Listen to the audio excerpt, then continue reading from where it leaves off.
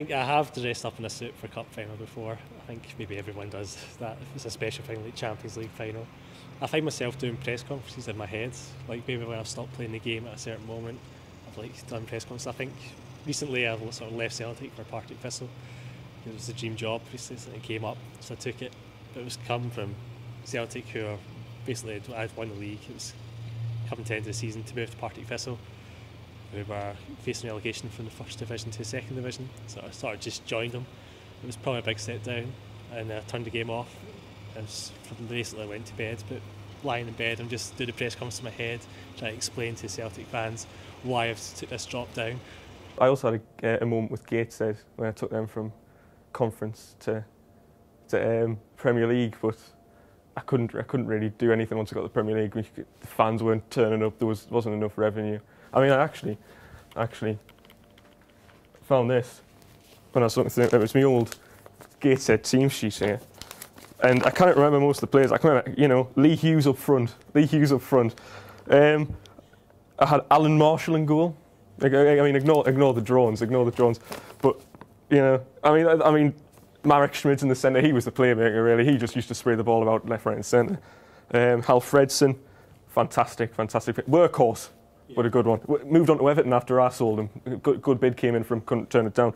But yeah, I went to Gateshead and then struggling. At the bottom of the table, we're going to get relegated, so I called it a day. Went to Sheffield Wednesday. Got them promoted and then took them to the Champions League. So they were probably my two most proud moments. High point was probably winning the Romanian league with UTA Arad. I don't know why. I don't think it was necessarily the hardest save that I've ever had. It wasn't the most lengthy save I've ever had. It wasn't probably even the most interesting save that I've ever had. I just got really attached to the team and the career, and then after I'd left them I went to Shakhtar Donetsk in the Ukraine, and I ended up playing a couple of seasons there, and I didn't lose a single game on Ukrainian soil, and I was like, oh yeah, I'm the man. So I think that was definitely my high point, just for no other reason, no objective reason whatsoever, just was the one I had most fun with. Lowest point.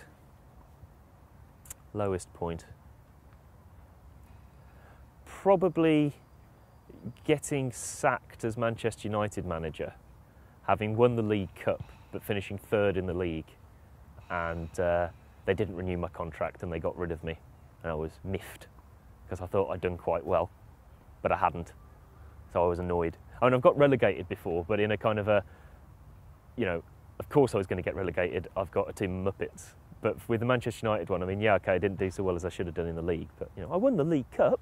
That's a proper trophy. It's a proper trophy. They sacked me. I've got a computer, the home PC in my house. I was playing Football Manager on there, and got so angry once. I was just infuriated, and I just sort of knelt down and bit the granite desk in front of me. I don't know why. It's hurt my teeth quite a bit, and I think my parents ran into the room thinking, "What the hell is going on?" But it was just pure. That's what it reduces you to at times. If you've been putting so much effort and time into a game, such as Football Manager, and then you get a defeat where it means your season's going to be a complete mess, and the whole objective play on the game has been pointless, and all the effort that you've put in has gone to waste. It reduces it at that level, and it's probably quite a pathetic snapshot of human life, or my life anyway, that you have to see someone coming in, physically biting an inanimate object in fury, just pure blind rage. Danny Webber, Portsmouth player, when he was at Watford, he popped in the studio and was arguing about some of his stats, wanting to compare them against Bojan Djordjic, who he grew up playing with at Man United, and going, well, we used to practice in the afternoons after training, and I'm better at this than him, but to be fair, he's better at this than me. And so you've got those ones the wrong way round. I was just changing them there, changing the stats there and then. You're only allowed to put yourself up on something, Danny, if you put yourself down on something else. Okay, fine. Changing the stats, it's all good fun. I got told off by my wife last night. I'm playing a game with Real Madrid. I don't usually play with larger teams, but we're kind of coming to the end of Football Manager 10 really at kind of this stage of the season, so I didn't want to get into something that was too arduous. And we were playing Porto, and it was the second leg. We'd lost the first leg 3-1, which was a complete travesty, by the way. And it was the 96th minute.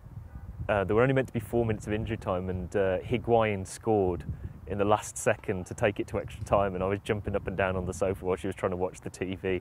And then later on in the game, in the middle of extra time, we scored again, and I was up on the sofa again and getting told off. And then in the 119th minute, Porto got the away goal, which took them through, and I was shouting and screaming at the screen, and it was always, it was that Dot's fault that I lost. And then she told me I either had to turn it off or find somewhere else to play. Oh, this takes me back. It was my Hibernian team of, it must have been about 5 years into the game. I'd really tried this. I couldn't break between Rangers and Celtic, but we'd had a little bit of success in the UEFA Cup, if I remember. And it'd been a long season, a lot of disappointments. But I built a good side, and we got to the UEFA Cup final. And I thought, you know what, I'm going to treat myself. There's no one else in the house. I'm going to hook my laptop up to the television downstairs and enjoy it in all its glory. And I thought, while I'm doing that, I could even watch the whole game on 90 minutes, get the full experience, like a real cup final sort of thing. So I was setting that up. The thought does pop in your head, you should wear your suit for this. If this was a real game, you'd wear your suit. So I did wear my suit, and it was one of those brilliant cup finals, because it was end to end, and it was, who was I playing?